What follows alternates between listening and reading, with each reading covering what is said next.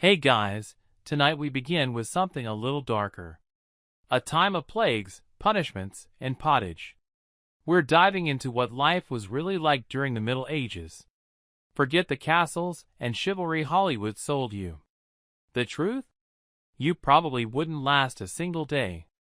So before you get comfortable, take a moment to like the video and subscribe, but only if you genuinely enjoy what I do here.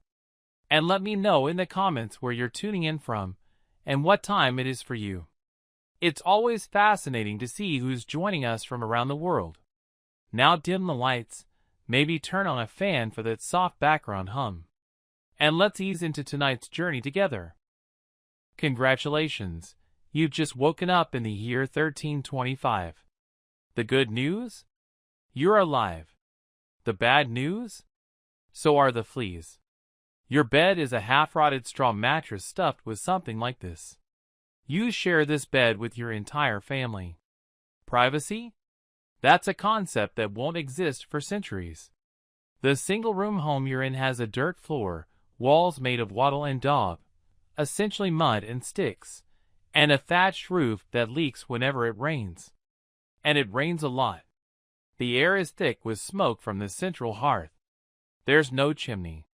The smoke just hangs there before eventually finding its way out through a hole in the roof. Your eyes sting constantly. Your clothes and hair permanently smell of smoke. This isn't a modern inconvenience. This is just Tuesday in medieval Europe. Part 1. Morning Routines and Daily Life. It's time to get up. The sun's barely peeking over the horizon, but daylight is precious. You don't have the luxury of sleeping in. There are no weekends in medieval life, just holy days when you might get a reprieve from labor, but even then, animals need feeding and children need tending. First order of business? Not brushing your teeth. That's not really a thing yet. Some people might rinse their mouth with water, maybe rub their teeth with a cloth if they're particularly fastidious. The wealthy might use a twig from an aromatic tree as a rudimentary toothbrush. But most commoners?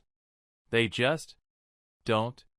Their breath is as foul as you might imagine, teeth rotting or already gone by their 30s. Breakfast isn't a major meal. If you're lucky, you might have some leftover bread from yesterday, perhaps dipped in ale. Yes, ale, even for children. Water isn't trusted, and for good reason. The local water sources are often contaminated with human waste and animal runoff. The alcohol in ale kills some of the pathogens, making it safer to drink than water from most sources. Time to dress. Hope you like linen and wool, because that's pretty much all you got. Your undergarments are made of linen, if you can afford it, and your outer clothes of rough, itchy wool. In summer, it's hot and uncomfortable. In winter, it's damp and still uncomfortable. You probably own one, maybe 2 sets of clothes. You wear them until they literally fall apart. For the men, it's time to head to the fields. For women, the work is equally demanding but more varied. Tending the garden, caring for animals, spinning wool, making cheese, brewing ale, gathering firewood, preparing food, watching children. Medieval households were production centers, not just living spaces. Part 2. Food and Diet. Let's talk about your diet. Forget about coffee, tea, sugar, potatoes, tomatoes, corn, chocolate, or anything from the Americas. Those don't exist in your world yet. Your diet consists primarily of grains. Lots and lots of grains. Bread makes up about 70% of your daily calories. And this isn't the fluffy white bread you know. It's a dense, dark bread made from rye or barley, or whatever grain is available. Often, it's so hard you need to soak it in liquid just to chew it. If you're a peasant, your bread might be adulterated with ground peas, beans, or even acorns to make the precious grain stretch further. Meat? That's a luxury for most people. Peasants might eat meat a few times a year, usually during festivals or after autumn slaughtering when not all animals can be kept through winter. More commonly, you'd have access to dairy, milk, cheese, and butter if your family owns a cow or goat. Eggs if you have chickens. Fish is more common, especially for those near rivers or the coast. And on religious fast days, which make up almost half the year in medieval Catholic Europe, meat is forbidden, but fish is allowed. Preserved fish like herring becomes a crucial protein source. The centerpiece of your daily diet is pottage, essentially a perpetual stew kept simmering on the hearth. Into this pot goes whatever vegetables are in season: cabbage, onions, leeks, turnips, and perhaps some herbs for flavor. Occasionally, you might add scraps of meat or fat if you're fortunate. This pottage isn't emptied and started fresh daily. It just keeps going, with new ingredients added as needed. The pot might not be empty for weeks. Fruit is seasonal and limited. You might forage for berries in summer, store apples through winter if you're lucky. Vegetables are likewise seasonal, with long periods where fresh produce is unavailable. During these lean months, often called the hungry gap, in late winter and early spring, stored root vegetables, dried legumes, and preserved foods are all that stand between you and starvation. Speaking of preservation, without refrigeration, keeping food edible is a constant challenge. Meat is salted or smoked. Fish is dried, salted, or pickled. Fruits might be dried. Dairy products like cheese allow milk to be stored long-term. These preservation methods dramatically alter flavors, often making foods intensely salty, sour, or pungent. As for seasonings, salt is precious. Pepper and exotic spices are luxuries for the wealthy. Your flavoring comes primarily from herbs you can grow: sage, rosemary, thyme, garlic. Honey is the primary sweetener, but it's also valuable and used sparingly. Sugar exists, but is a luxury item, treated more like a spice than a sweetener. Part 3. Work and Labor. Now let's talk about work. If you're a peasant, as roughly 90% of the population is, your life revolves around agricultural labor. The medieval farming year has its own relentless rhythm. Spring means plowing and planting. Summer is weeding and maintaining. Fall brings the crucial harvest. Winter isn't a rest period. There are still animals to tend, wood to chop, tools to repair. The technology is primitive by modern standards. Plows are heavy wooden affairs, pulled by oxen if you're fortunate enough to own them. Otherwise, you're pulling that plow yourself or digging with simple spades. Seeds are scattered by hand. Weeding is done by physically pulling them out. Harvesting means hours bent over with a sickle, cutting grain stalk by stalk. And you're not farming for yourself, not entirely. If you're a typical peasant, you're a tenant on a lord's manor. This means you owe labor services, working the lord's land several days a week, plus a share of your own harvest as rent. In some places, you might be a serf, legally bound to the land and unable to leave without your lord's permission. If you live in a town or city, you might be an artisan or trade person. This means years of apprenticeship beginning in childhood, usually around age 7 to 12. You would learn specialized skills like blacksmithing, carpentry, brewing, or weaving. Once trained, you'd still work from dawn to dusk, but at least you wouldn't be exposed to the elements as much as field workers. For women, work never ends. Beyond their agricultural duties, women are responsible for turning raw materials into usable household goods. Raw wool becomes thread through endless hours of spinning. Thread becomes cloth through weaving. Cloth becomes clothing through cutting and sewing. Milk becomes butter through churning, or cheese through careful processing. All while managing children, cooking, cleaning, and often helping with field work during busy seasons. Part 4. Health and Medicine. Let's not sugarcoat this. Medieval health care is a nightmare by modern standards. The concept of germs doesn't exist. The predominant medical theory believes illness is caused by an imbalance of 4 bodily humors: blood, phlegm, yellow bile, and black bile. Got a fever? The physician, if you can afford one, might bleed you to reduce the excess blood causing your condition. Feeling lethargic? Perhaps an emetic to purge those excess humors. Treatments often leave you weaker than the disease itself. Childbirth is extraordinarily dangerous. Women face about a 1 in 10 lifetime risk of dying in childbirth.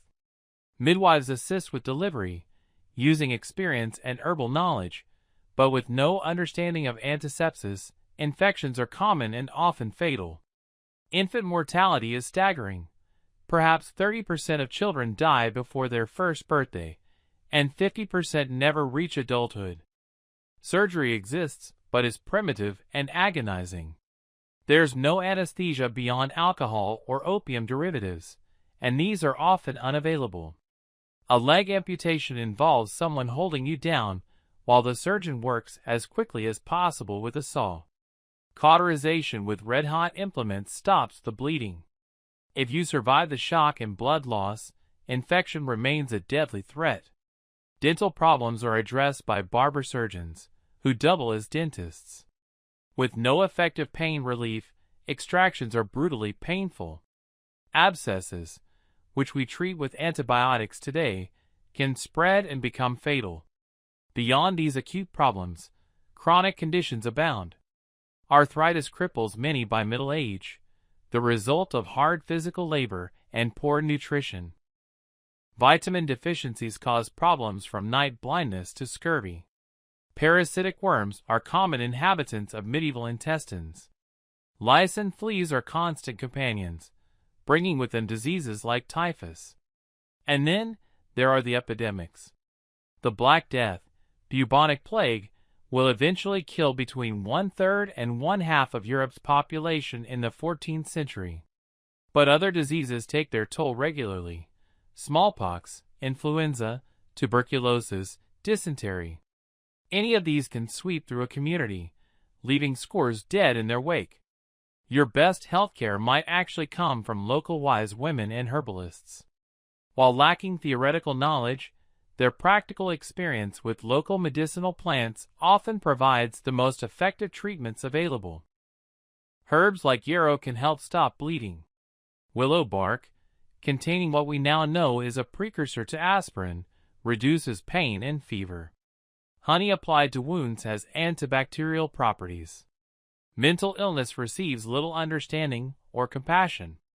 Those suffering from conditions we now recognize as depression, schizophrenia, or bipolar disorder might be considered possessed by demons. Treatments range from prayers and exorcisms to brutal confinement. Part 5. Hygiene and Sanitation. Let's address the elephant in the room. Medieval people stank. Not because they wanted to, but because bathing was complicated. Heating enough water for a proper bath required significant fuel and labor. Most people made do with spot cleaning, washing hands and face regularly, but bathing the entire body much less frequently. Contrary to popular belief, medieval people weren't completely averse to bathing.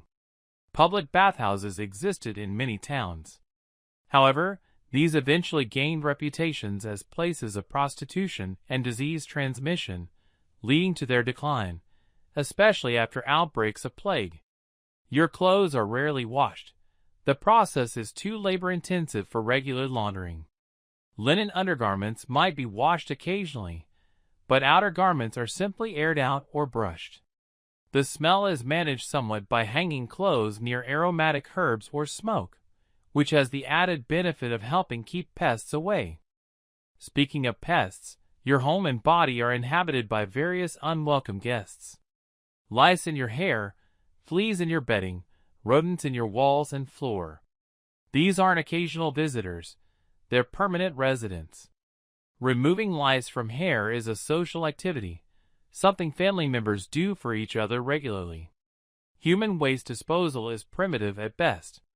In cities, common solutions include chamber pots emptied into the streets, sometimes with a warning shout of "Garde-le" before the contents fly from an upper window, or communal privies built over rivers or streams. In rural areas, outdoor privies, or simply the nearby would serve the purpose. The streets themselves are filthy, especially in towns. Garbage, animal dung, and human waste accumulate. When it rains, the streets become channels of filth. Some cities have rudimentary drainage systems, but most rely on pigs, dogs, and other scavengers to consume organic waste, with periodic street cleaning during dry weather. Water sources are easily contaminated. Wells might be dug too close to privies or animal pens. Rivers receive waste from upstream communities. The connection between contaminated water and disease isn't understood, though people often notice that those who drink ale or wine tend to remain healthier than water drinkers. Part 6. Housing and Living Conditions. Let's return to your home. If you're a typical peasant, your house is tiny by modern standards, perhaps 20 by 15 feet for an entire family. The walls are likely made of wattle and daub, a lattice of woven sticks, wattle, covered with a mixture of clay, sand, animal dung, and straw daub. In some regions, your walls might be stone if it's readily available, or even turf in areas without abundant timber. Your roof is probably thatch, layers of straw, reeds, or rushes. It's effective when new but deteriorates over time, harboring insects and rodents. It must be replaced every few years, a significant community undertaking. In wealthier areas or later periods, you might have wooden shingles or even clay tiles. The floor is packed earth, perhaps strewn with rushes or straw for insulation and to absorb spills and debris. These floor coverings are changed infrequently, creating a layer of decomposing organic matter beneath your feet that harbors fleas, mites, and other pests. Windows, if they exist, are tiny and probably lack glass. Shutters close during bad weather or at night, making the interior pitch black. Openings might be covered with oiled parchment or cloth to let in some light while keeping out some of the elements, but these are luxuries many cannot afford. The central feature of your home is the hearth, an open fire in the middle of the room or against one wall. There's usually no chimney in early medieval houses.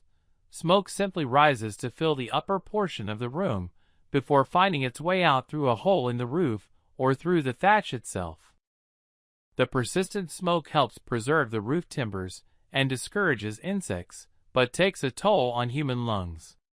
Furniture is minimal. A table might be simply boards placed on trestles, taken down when not in use. Seating consists of benches or stools. Beds for common folk are straw-filled mattresses placed on the floor or on simple wooden platforms. Storage is limited to chests or baskets. Walls may have pegs for hanging clothes or tools. Your home likely houses not just your immediate family, but possibly elderly parents, unmarried siblings, or orphan relatives. Multiple generations share the single room, with no concept of privacy as we understand it today. Sexual relations, childbirth, illness, and death all occur in this communal space. In winter, the challenge is staying warm. The open hearth provides heat, but much of it goes straight up and out. The house is drafty, with wind finding its way through countless cracks and crevices. At night, family members huddle together under whatever blankets and furs they possess, often sleeping partially clothed. Animals might be brought indoors during severe weather, adding their body heat but also their smells and parasites. In summer, the challenge becomes keeping pests at bay. Flies, mosquitoes, bedbugs, and rodents are constant companions. Certain herbs are burned or scattered to repel insects. Cats are valued for their mousing abilities, though they can't keep up with the rodent population. Part 7. Clothing and Personal Appearance.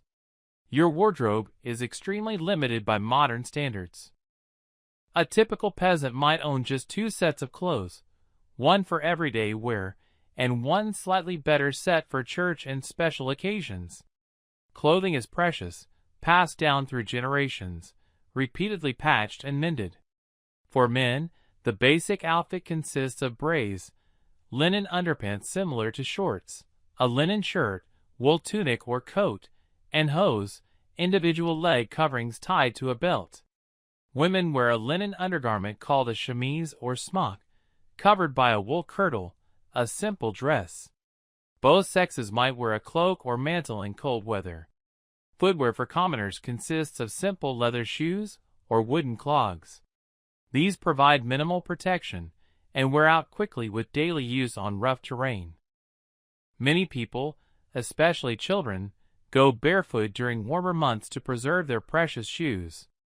Colors are muted and natural. Bright, color-fast dyes are expensive and generally reserved for the wealthy.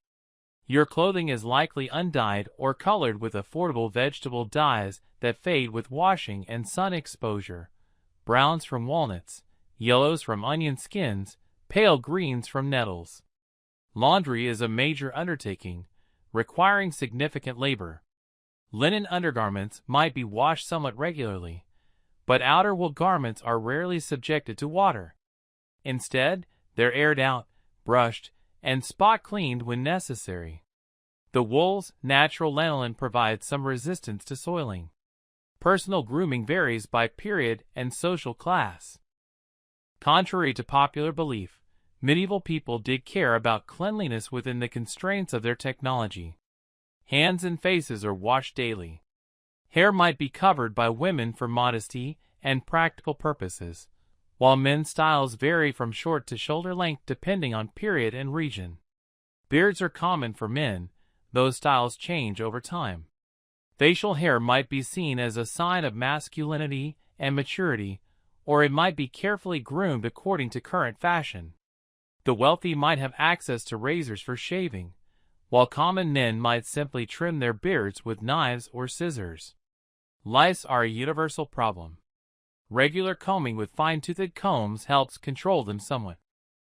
Hair washing is less frequent than we're accustomed to today, perhaps monthly or even seasonally. Dental hygiene is minimal. There are no toothbrushes as we know them. Some people might use cloth, their fingers, or chew on fibrous twigs to clean their teeth. Others rinse with water or herbal infusions. Many simply don't attend to dental hygiene at all. The result is predictable: tooth decay, gum disease, and tooth loss beginning at a young age. Part 8. Community and Social Life. Despite the hardships, medieval life isn't without joy. Community is everything in the medieval world. Your village or town quarter is your extended family, with relationships strengthened through shared labor, celebration, and mutual support in times of hardship. Work itself is often communal. Major agricultural tasks like plowing, harvesting, or threshing are done collectively, with households helping each other in rotation.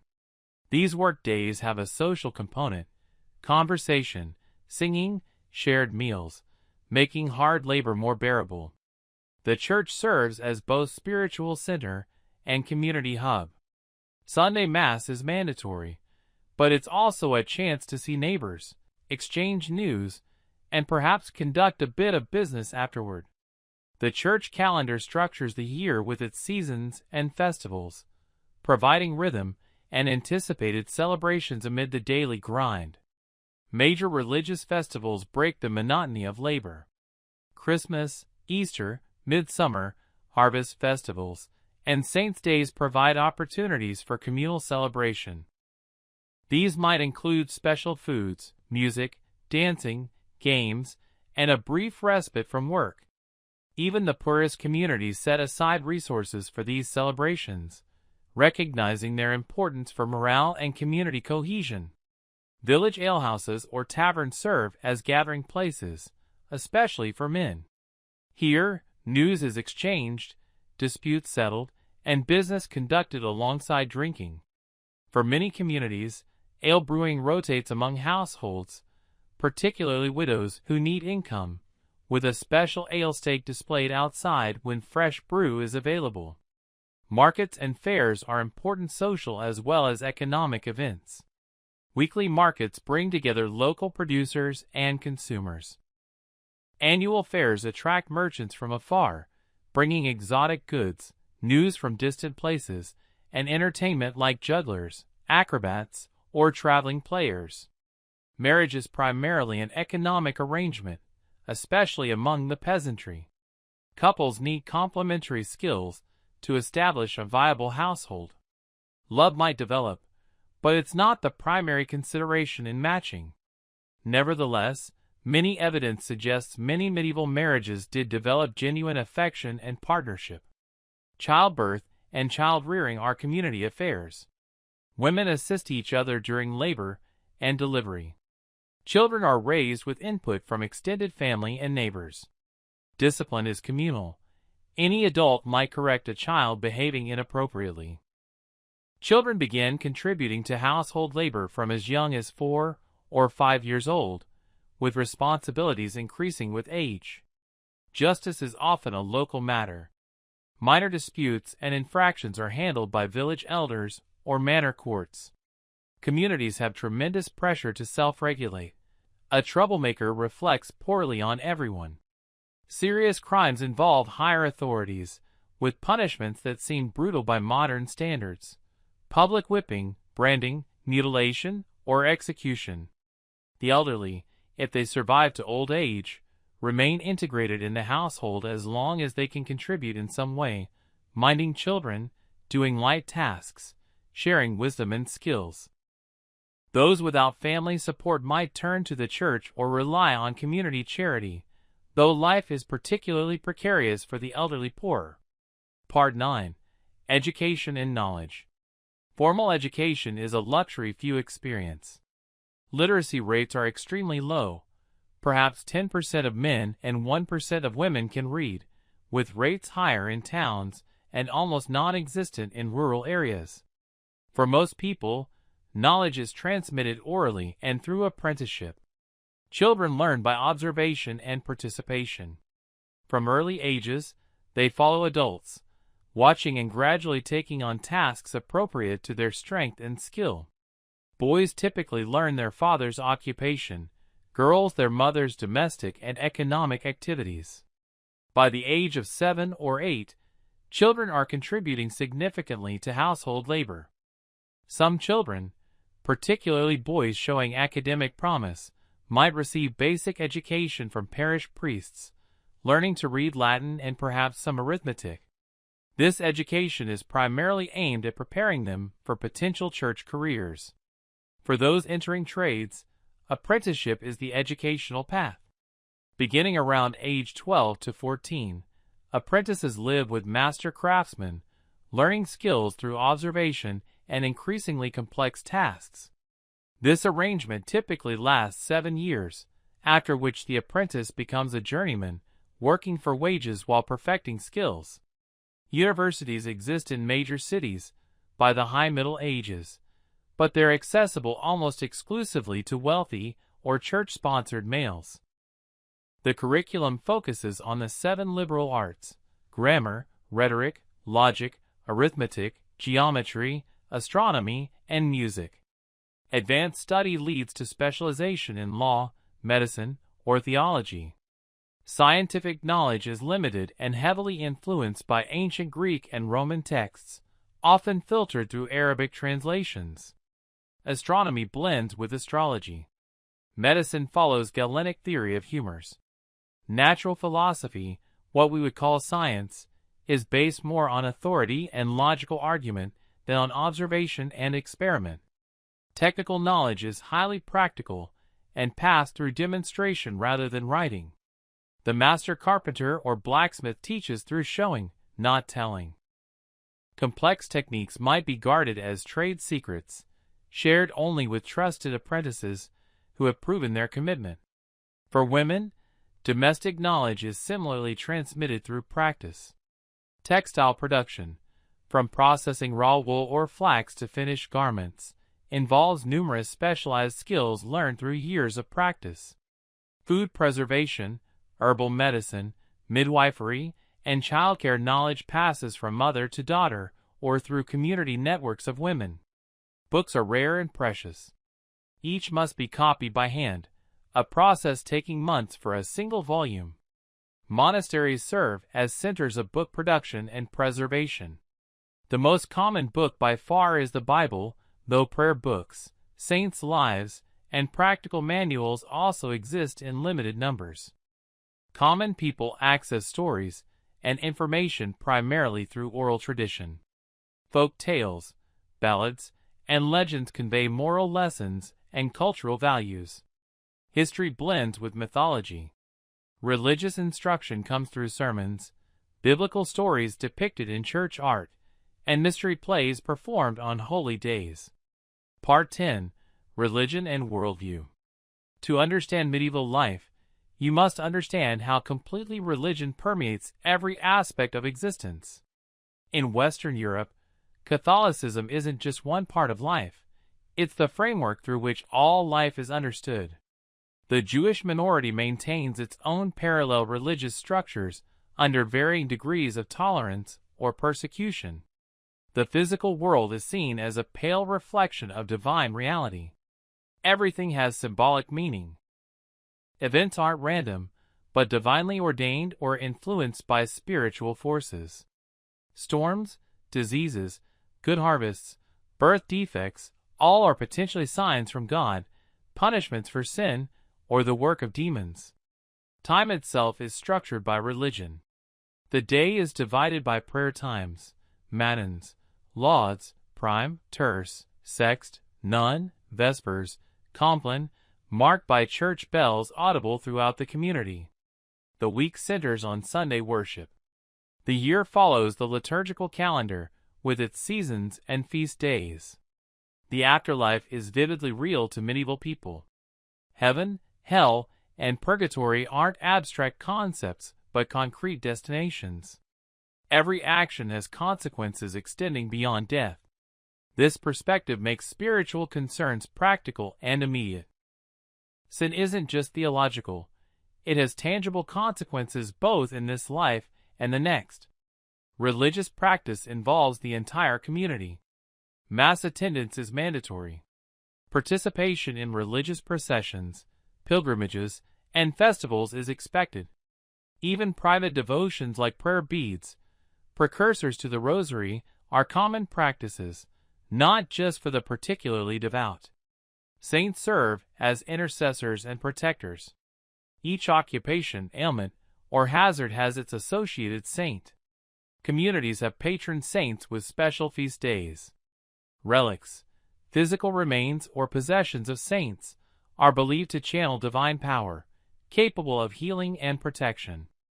Pilgrimages are important religious practices, ranging from visits to local shrines to journeys to major centers like Rome, Santiago de Compostela, or Jerusalem. These serve both spiritual purposes and provide rare opportunities for travel and broadening horizons.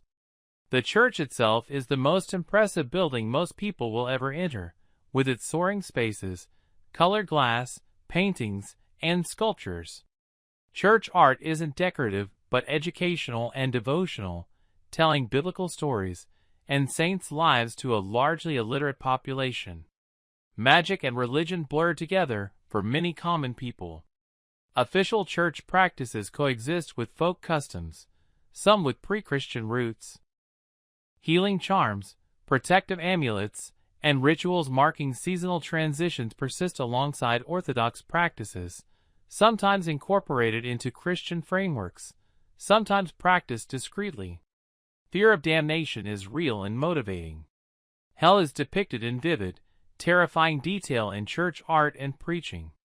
The concept of purgatory, fully developed by the 13th century, offers hope that sins can be purged after death, but the process is understood to be agonizing.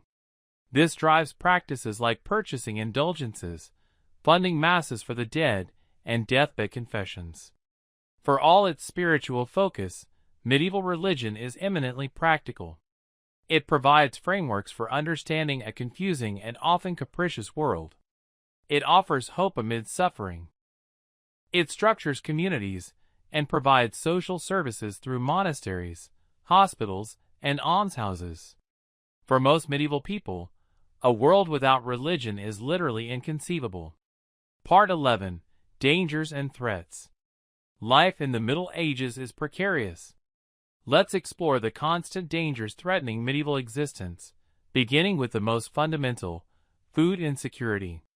A single failed harvest can push communities from subsistence to starvation. Famines occur regularly, triggered by weather, war, or plant diseases like ergot. The Great Famine of 1315 to 1317 killed perhaps 10 to 25% of Europe's population. Prolonged rain caused crops to rot in the fields. Food prices soared. People resorted to eating bark, grass, and even rumors of cannibalism emerged.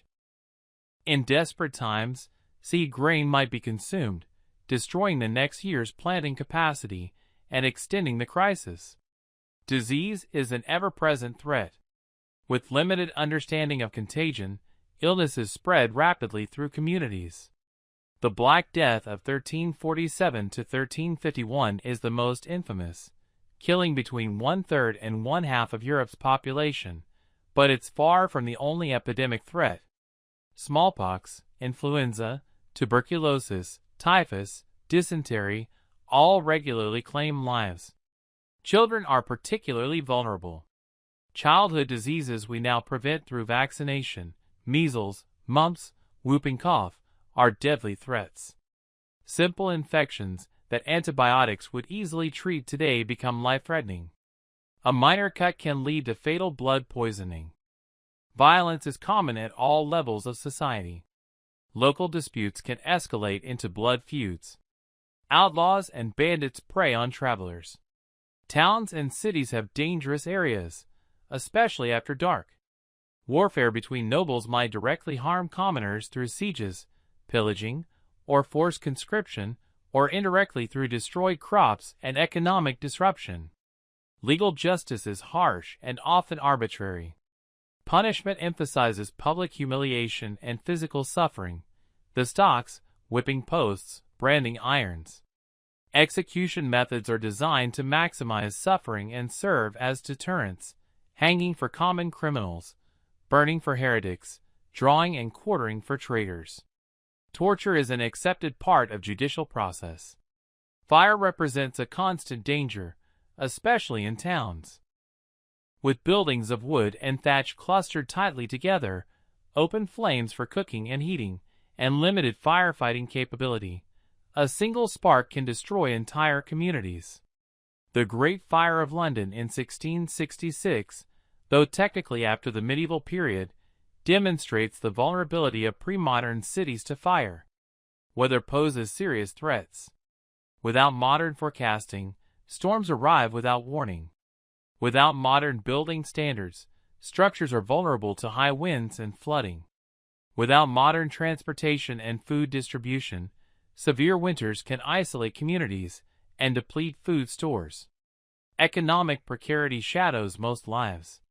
Few have savings or reserves to weather hard times. Debt can lead to effective slavery through bonded labor. The elderly without family support face destitution. Widows and orphans are particularly vulnerable, though communities and church institutions attempt to provide some support.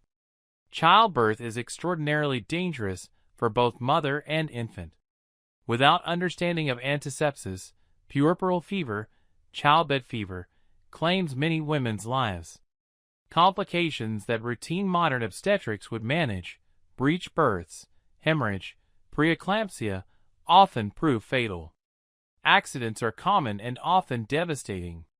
Falls from heights during construction or harvesting, injuries from animals or tools, drownings, burns, all occur regularly. Without effective emergency medicine, relatively minor injuries can prove fatal through infection or blood loss. Beyond these physical threats, medieval people fear supernatural dangers. Demons seeking to tempt or possess, malevolent spirits causing illness or misfortune, witches casting harmful spells. These are considered real threats requiring spiritual protection through prayer, religious objects, and sometimes folk magic practices. Part 12. Entertainment and Leisure. You might think medieval life was all work and hardship with no time for fun. You'd be wrong. Despite the challenges, medieval people found ways to enjoy themselves, though their entertainment looked very different from ours. Let's start with the tavern or alehouse, a center of social life, especially for men. Here, over cups of ale or wine, people gather to share news, sing songs, tell stories, and play simple dice games or board games like Nine Men's Morris or tables, an early form of backgammon. Music is everywhere in medieval life. Professional minstrels travel between communities, bringing songs, stories, and news. But ordinary people make their own music too. Simple pipes, drums, stringed instruments accompany work songs, dance tunes, and ballads.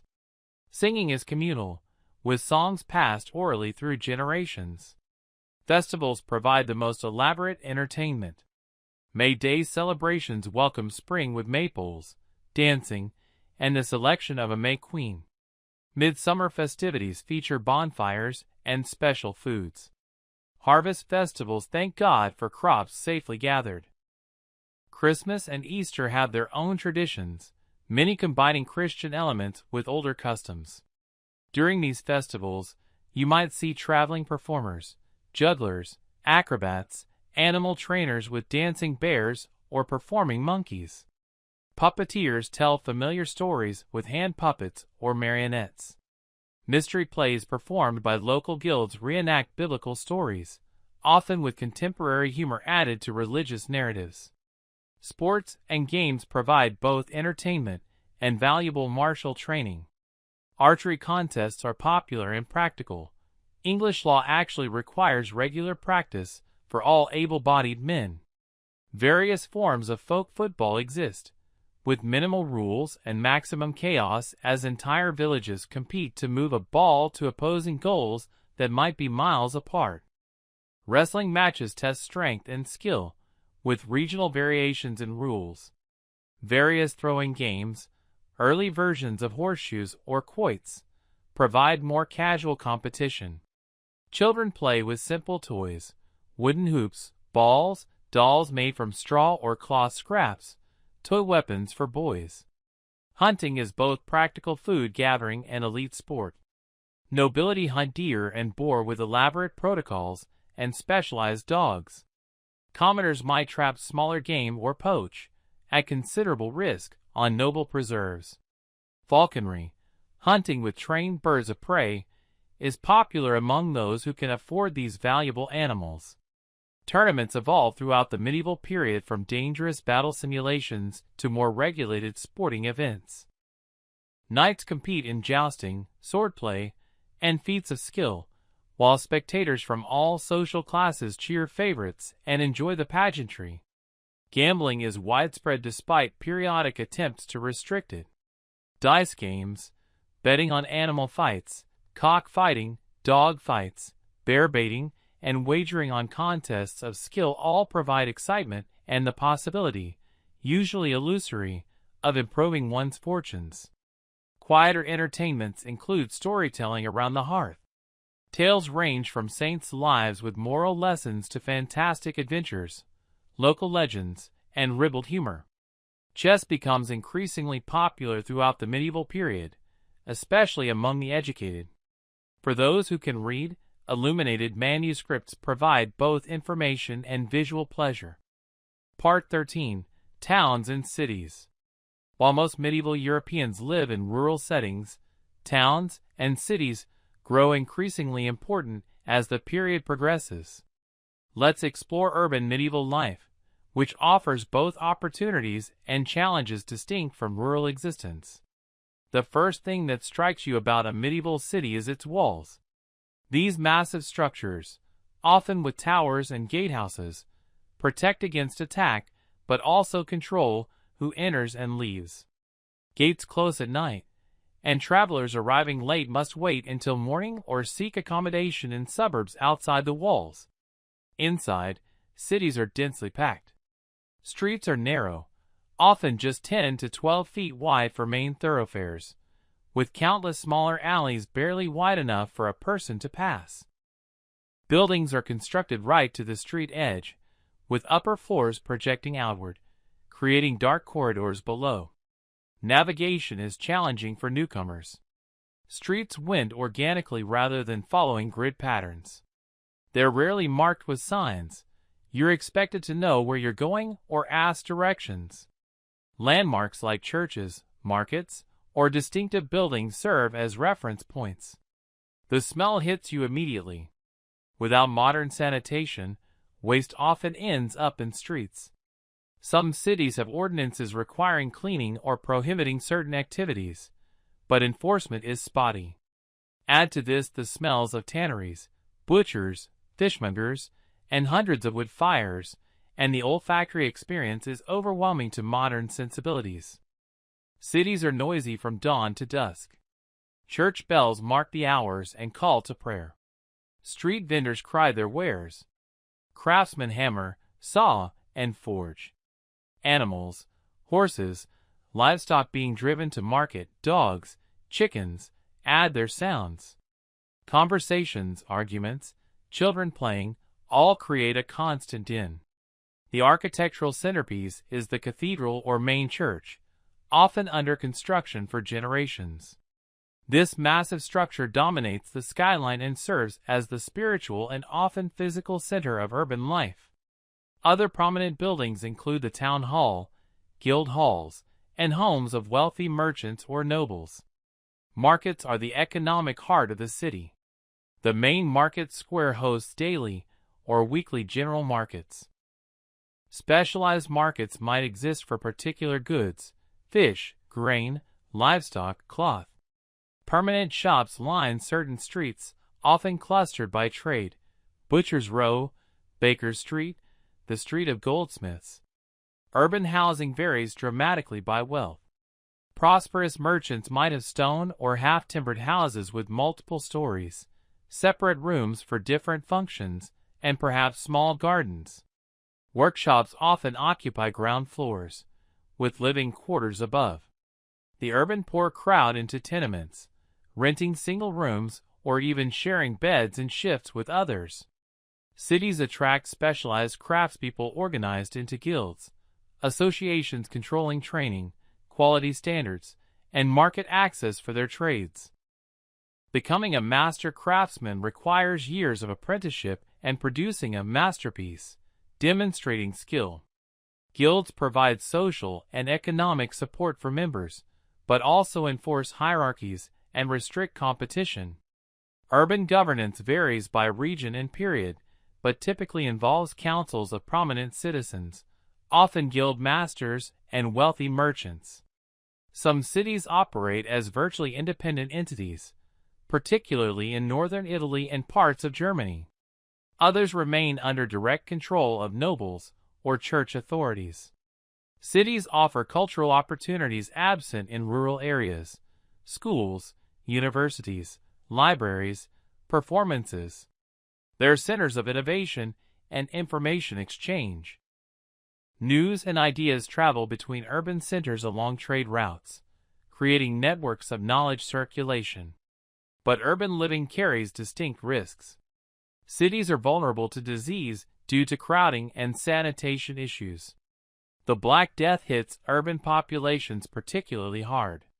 Fire spreads rapidly through tightly packed wooden buildings. Food security depends on functioning markets and transportation networks rather than direct production. Despite comprising perhaps 10 to 15% of total population by the late medieval period, cities exert disproportionate economic, political, and cultural influence.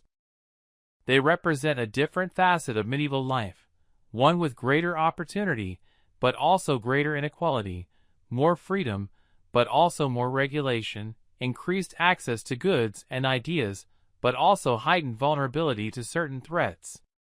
Part 14. Nobility and Power Structures. While we've focused primarily on common people, let's examine the power structure shaping medieval society. At the top sits the nobility, perhaps 1 to 2% of the population, who control vast resources and determine much of the political landscape. The foundation of noble power is land ownership and the military might to defend it. The medieval nobility begins as a warrior class, and despite gradually becoming more administrative over centuries, they maintain a martial identity. Training for combat begins in childhood, particularly for sons who will inherit lands and titles. The relationship between nobles and their peasants is fundamentally exploitative, though with reciprocal obligations. Peasants provide labor, food, and other resources. In return, nobles theoretically provide protection and justice. This relationship becomes codified in the system we call feudalism, though medieval people never used this term. Noble life centers around the manor or castle. Early castles are primarily military structures, wooden motte and bailey fortifications giving way to stone keeps, and eventually elaborate stone castles with concentric defenses. By the late medieval period, comfort receives greater emphasis, with larger windows, better heating, and more private spaces. Daily life for nobility differs dramatically from commoners. They eat better, with more meat, spices, and refined foods. They wear finer clothing and broader color ranges. They have servants handling manual labor. They enjoy more leisure time for hunting, tournaments, music, and literature. Noble children receive education unavailable to commoners. Boys learn literacy, numeracy, history, and languages alongside martial skills. Girls learn household management, needlework, music, and often literacy as well. Both are frequently sent to other noble households around age 7 to 8 to serve as pages or ladies-in-waiting, building alliance networks and learning courtly behavior. Marriage among nobility is primarily political and economic, arranged to forge alliances, resolve conflicts, or consolidate property. Romantic love might develop, but isn't the basis for matching. Noble women have value as alliance builders through marriage and as mothers of legitimate heirs, giving them some power, but also making them valuable commodities to be traded. Beyond the landed nobility, power lies in the church hierarchy, and increasingly with wealthy merchants in urban centers. By the late medieval period, the rigid three-estate model, those who pray, those who fight, those who work, blurs as merchants acquire wealth rivaling lesser nobility and educated commoners staff royal bureaucracies. Kings sit atop the power structure, though their actual authority varies enormously by region and period. Early medieval kings function more as first among equals with their nobles. By the late medieval period, many monarchs worked to centralize power, creating royal bureaucracies, standing armies, and taxation systems that bypass feudal structures. For common people, interactions with nobility and royal power come primarily through taxation, military service, and the justice system. Local lords or their representatives settle disputes and enforce laws, while royal courts handle more serious matters or those involving multiple jurisdictions. While nobility enjoy tremendous privileges, their position isn't without constraints. They operate within complex webs of obligation to both superiors and inferiors. Custom and tradition limit what actions are acceptable. The church provides moral authority capable of challenging secular power.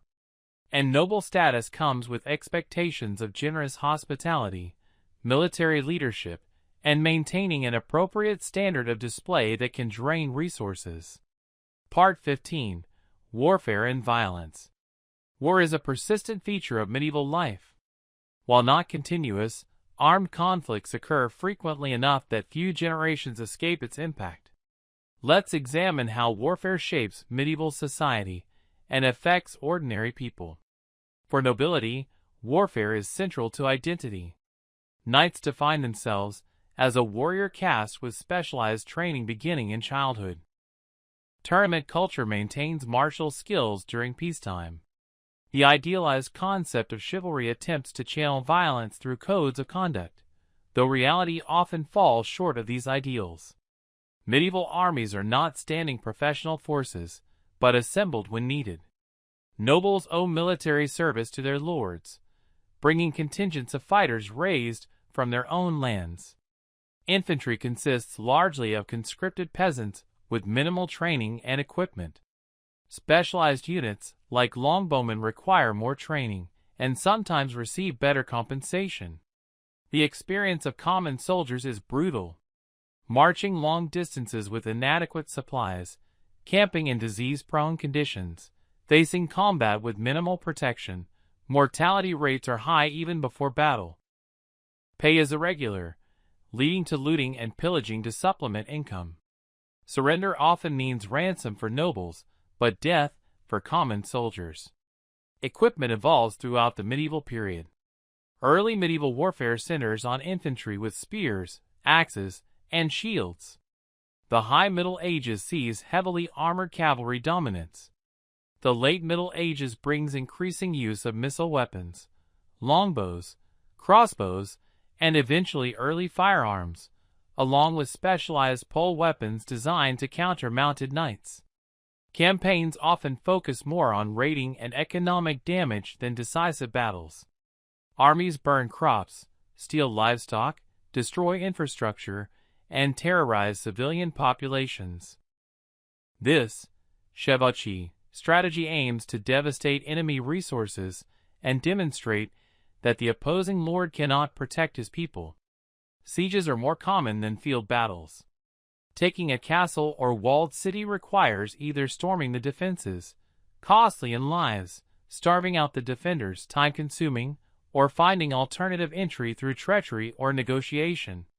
Siege engines like trebuchets, mangonels, and battering rams slowly evolve to counter increasingly sophisticated defenses. For civilians, warfare brings multiple threats. Direct violence from attacking forces is an obvious danger. Armies requisition or steal food, causing shortages. Fields and orchards representing years of labor are destroyed in hours. Wells might be poisoned. Refugees fleeing conflict areas strain resources in safer regions. Even after armies depart, dangers remain. Disbanded soldiers or deserters often turn to banditry. Agricultural disruption leads to food shortages extending for years. Buildings and infrastructure require time and resources to rebuild. Psychological trauma affects survivors, particularly those who witnessed atrocities. Beyond organized warfare, violence permeates medieval society at multiple levels. Blood feuds between families can persist for generations.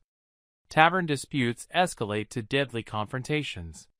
Domestic violence has few legal checks. Public punishments and executions serve as both judicial process and public spectacle. The Church attempts to regulate violence through concepts like the peace of God, protecting certain groups like clergy and peasants, and the truce of God, prohibiting fighting on certain days. These efforts have limited success, but demonstrate recognition that unchecked violence threatens social stability. By the late medieval period, changing military technology and tactics begin shifting power balances. Castles become vulnerable to cannon fire. Professional mercenary companies replace feudal levies. Infantry using pike formations and missile weapons counter heavy cavalry. These changes contribute to broader social and political transformations, marking the transition toward the early modern period. Part 16. Crafts and Technology. Though lacking our modern technology, medieval people created remarkable works using sophisticated techniques passed down through generations. Let's explore the crafts and technologies that built their world. Construction technologies create the built environment. Stone masons transform rough quarried blocks into precisely fitted cathedral walls, rising hundreds of feet high, without modern lifting equipment or precise measuring tools. Wooden structures are built by carpenters using hand tools to shape timbers joined without nails through complex joinery techniques. Textiles require multiple specialized crafts working in sequence. Wool passes from shepherds to spinners, to weavers to fullers to dyers, before becoming finished cloth. Each stage involves specialized knowledge and tools. A single wool garment represents hundreds of hours of labor across multiple craftspeople. Metalworking spans from basic blacksmithing producing agricultural tools and horseshoes to sophisticated weaponsmithing creating pattern-welded blades. Precious metalwork by goldsmiths and silversmiths creates religious objects, jewelry, and tableware incorporating techniques like granulation, niello, and repoussé that remain challenging today. Wooden objects from furniture to household items come from various woodworking specialties. Coopers make watertight barrels essential for storing and transporting liquids. Wheelwrights create wheels requiring precisely calculated geometry to function effectively. Bowyers and fletchers produce weapons requiring intimate knowledge of wood properties. Leather processing begins with tanners, who convert raw hides to usable material through complex chemical processes using tree bark, urine, and other substances. Next come cordwainers, shoemakers, saddlers, bookbinders, and others creating specialized leather goods requiring distinct techniques.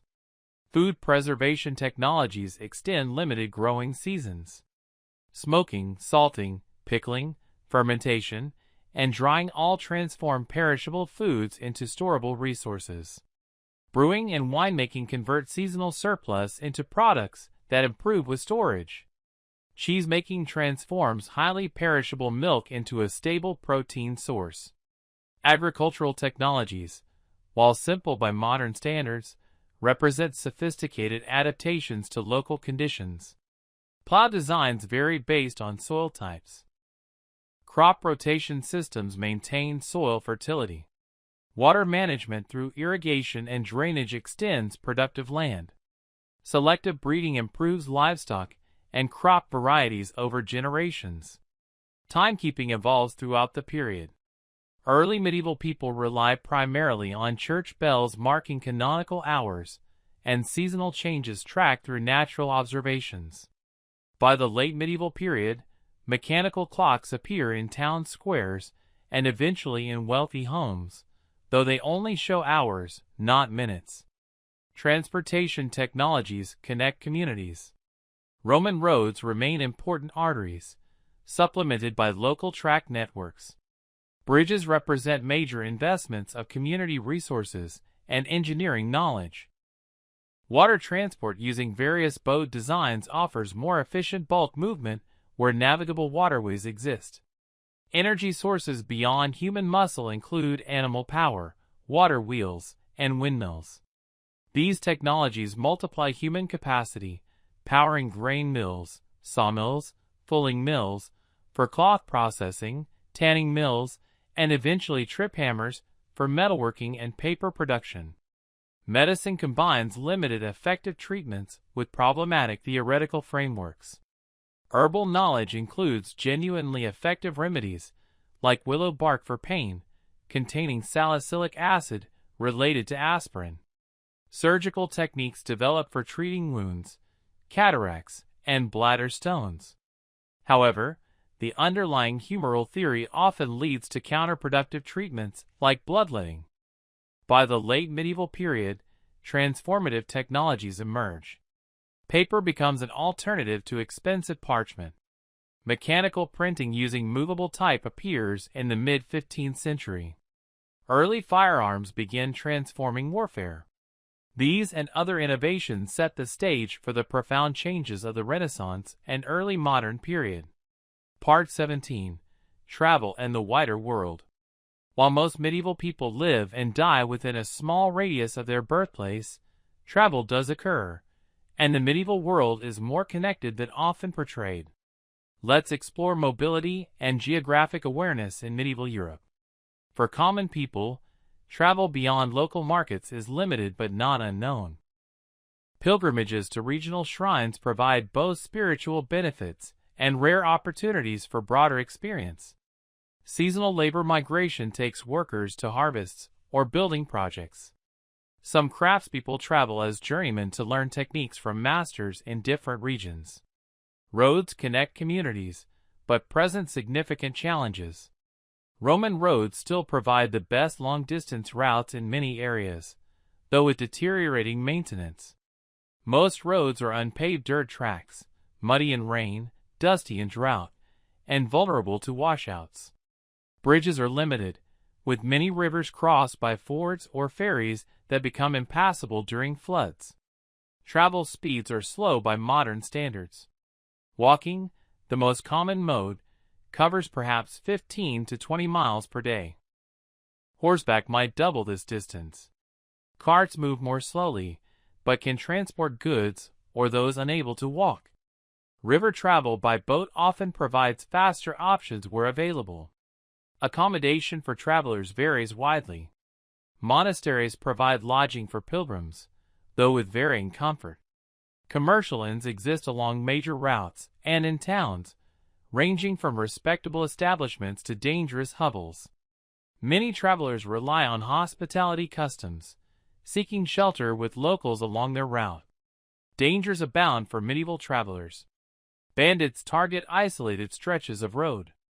Unscrupulous innkeepers might rob or overcharge guests. Local officials might demand unofficial tolls. Natural hazards include floods, storms, and wildlife. Getting lost is a genuine risk without standardized maps or signage. Professional travelers include merchants, particularly those dealing in valuable, lightweight goods worth the transportation costs. Courier services carry messages between political centers. Friars from mendicant orders regularly travel between communities. Scholars move between universities.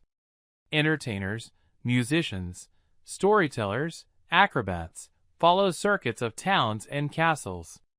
Water transportation offers more efficient movement of bulk goods. Coastal shipping connects port cities. River traffic moves goods inland. By the late medieval period, improved ship designs and navigation techniques support increased maritime trade throughout the Mediterranean and along Atlantic coasts. Long-distance trade connects medieval Europe to wider networks. Luxury goods from Asia, spices, silk, porcelain, arrive via complex routes through the Middle East or Central Asia. North African gold reaches European markets. Baltic amber and fur travel south. These trade networks transmit not just goods, but also ideas, technologies, and occasionally diseases. Geographic knowledge varies dramatically by education and experience. Most people have detailed knowledge of their local area, but hazy concepts of distant regions. Educated elites access written geography drawing heavily on ancient authors, sometimes updated with recent observations. Practical knowledge among merchants and mariners often exceeds theoretical geography in accuracy. Maps exist but serve different functions than modern cartography. Teal maps placing Jerusalem at the center represent cosmological rather than navigational tools. Portolan charts provide remarkably accurate coastal outlines for maritime navigation. By the late medieval period, more recognizably modern maps begin to appear, though still with significant distortions and blank areas. Beyond Europe, medieval people have varying awareness of other civilizations. The Islamic world is known through both conflict, crusades, and trade. Byzantine Constantinople represents both religious competitor and cultural wellspring. More distant civilizations in India, China, and sub-Saharan Africa are known primarily through traveler accounts and traded goods. The late medieval period sees increasing European exploration. Portuguese ships probe southward along Africa's west coast. Tales of Asian wealth from travelers, like Marco Polo, inspire dreams of direct access to Eastern markets. These developments set the stage for the age of exploration that will dramatically reshape global connections in the coming centuries. Part 18. Women's Lives. We've mentioned women throughout our exploration, but let's focus specifically on women's experiences in medieval society, which vary significantly by social class, marital status, age, and region. The fundamental legal and social reality for medieval women is subordination to male authority, fathers, husbands, brothers, or sons. This patriarchal framework is reinforced through religious teaching, legal systems, and social customs. However, within these constraints, women exercise agency and influence in ways often overlooked in simplified narratives. For peasant women, daily life centers on productive labor essential to household survival. Beyond domestic tasks we might expect, cooking, cleaning, childcare, women produce critical resources. They transform raw flax and wool into cloth through spinning and weaving.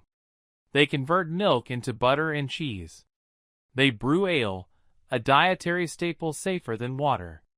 The garden is typically women's domain, providing vegetables and herbs for cooking and medicine. Women often manage poultry, pigs, and dairy animals. During harvest, women work alongside men in the fields. A peasant household cannot survive without women's labor, giving them practical importance despite legal subordination. For urban women, occupational opportunities exist but with limitations. Women work as brewers, bakers, textile workers, and in retail trades. Many participate in family businesses alongside husbands. Some crafts, particularly those related to textiles, are predominantly female.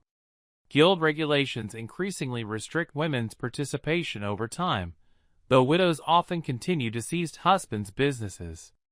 Noble women face different constraints and opportunities. They receive more education than lower-class women, often learning reading, music, needlework, and household management. They exercise authority over servants and estates, particularly when husbands are absent for military service or political duties. Their marriages create political alliances, giving them indirect but real political influence.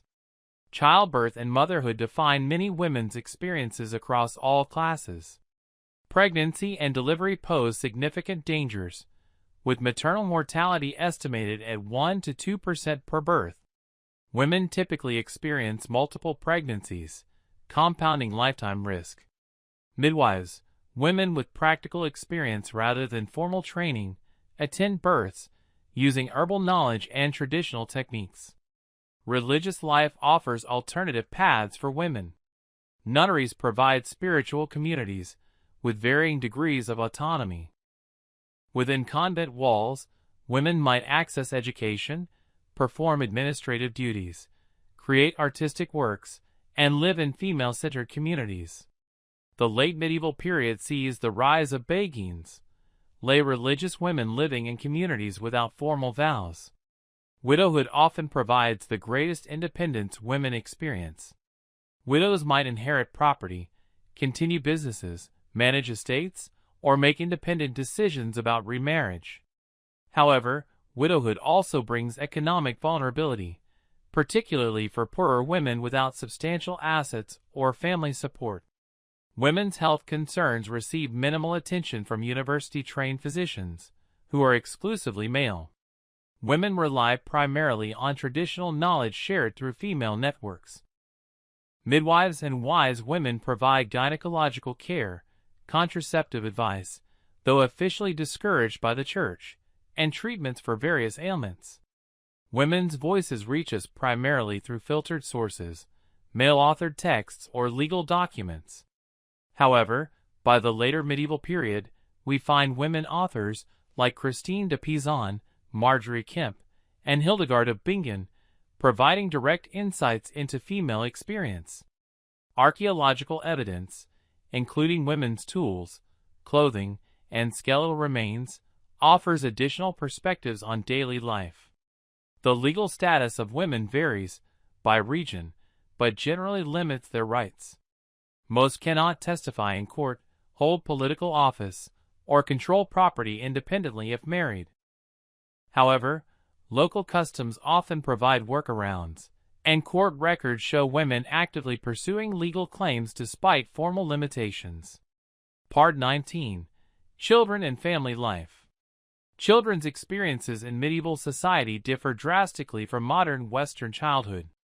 Let's examine how medieval people understood childhood and how family structures functioned. The medieval family typically comprises not just parents and children, but often includes grandparents, unmarried siblings, orphan relatives, and servants in wealthier households. These extended family networks provide both support systems and additional authority figures in children's lives. Infancy is recognized as a vulnerable period.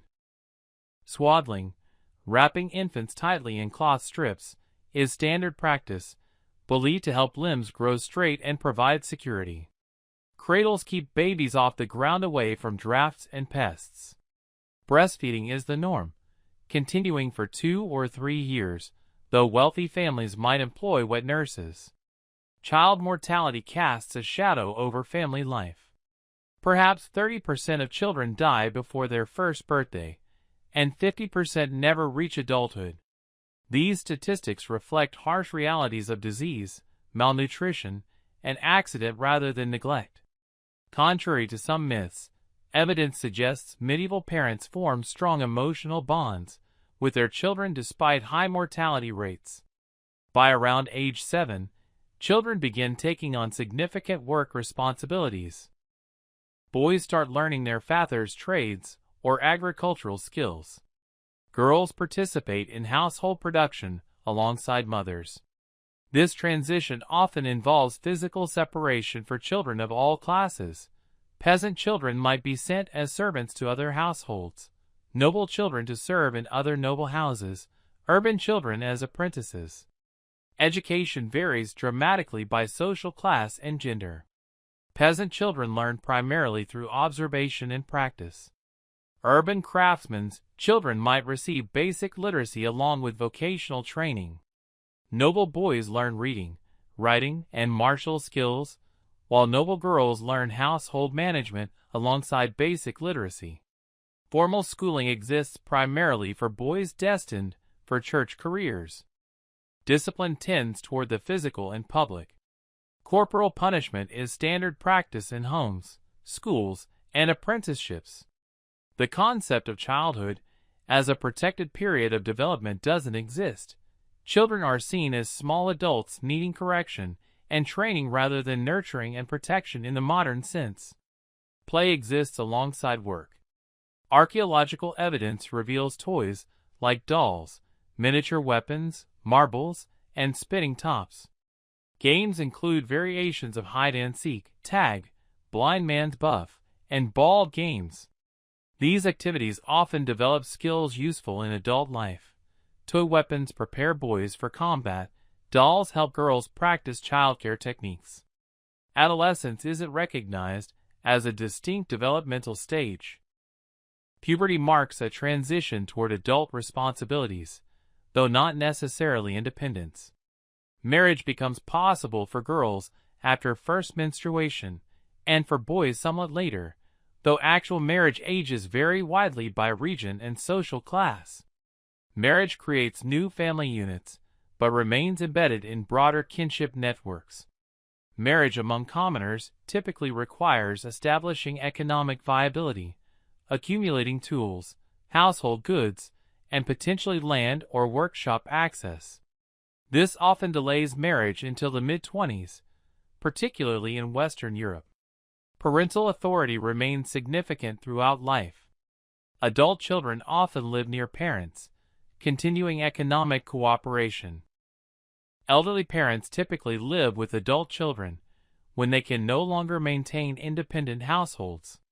This multi-generational structure provides both support systems and ongoing authority relationships across the lifespan. Part 20. The End of an Era. As we approach the end of our journey through medieval life, let's consider how this period transitions toward the early modern world and reflect on its legacy in our understanding of the past.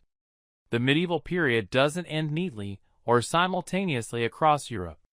Various historians place the end point anywhere from the late 14th to the late 16th century, depending on region and which changes they consider most significant. Let's examine some key transitions. The Black Death, 1347 to 1351, represents a demographic catastrophe that transforms social and economic structures. With perhaps one-third to one-half of the population dead, labor becomes scarce and consequently more valuable. Survivors find increased bargaining power. Traditional manorial systems face pressure as peasants demand better conditions or flee to towns offering opportunities and freedom. Technological innovations accelerate social change. Mechanical printing with movable type, developed in the 1450s, dramatically reduces book costs and increases availability of written materials. Early firearms transform warfare, rendering castle walls vulnerable and heavily armored knights increasingly obsolete. New ship designs and navigation techniques enable longer sea voyages. Religious unity fractures with the Protestant Reformation beginning in 1517. While religious dissent existed throughout the medieval period, the Reformation represents a fundamental break in Western Christianity with far-reaching political, social, and intellectual consequences that reshape European society. Exploration and colonization expand European horizons and economies. Portuguese exploration along Africa's coast in the 15th century leads to new trade routes. Columbus reaches the Americas in 1492. By the early 16th century, European powers established colonial presences creating global networks of resource extraction, trade, and cultural exchange. Political centralization strengthens monarchical power at the expense of feudal relationships. Standing armies, professional bureaucracies, and more systematic taxation create early versions of the modern state. Regional identities gradually consolidate into national ones, though this process continues well beyond the medieval period. Urban commercial classes gain increasing influence. Banking systems develop sophisticated financial instruments. Trade networks expand. Manufacturing gradually transitions toward proto-industrial models. These economic changes lay groundwork for the later Industrial Revolution, while eroding traditional social hierarchies. Intellectual frameworks shift, with Renaissance humanism emphasizing classical learning and human potential.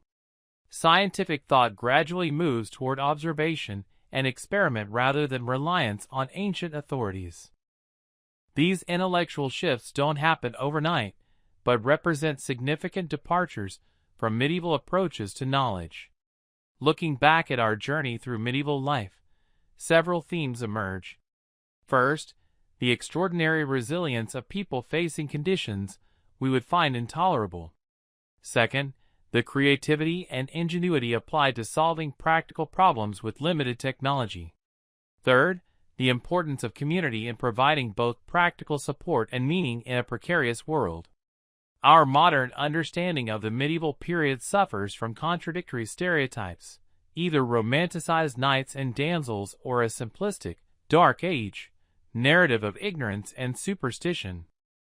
The reality, as we've seen, is far more complex, featuring sophisticated cultural systems, technological innovation, intellectual achievements, and human experiences spanning the full range of joy and suffering. What can we learn from examining medieval life? Perhaps most importantly, we gain perspective on our own society's assumptions and practices. Modern medicine, sanitation, nutrition, and technology represent extraordinary achievements, not inevitable developments. Democratic governance, individual rights, and social safety nets reflect centuries of evolution in political and social thinking. Yet medieval society also reminds us of what we've lost: tight-knit communities, direct connection to food production, integration of work and meaning, the central place of shared celebrations marking seasonal rhythms. Without romanticizing genuine hardships,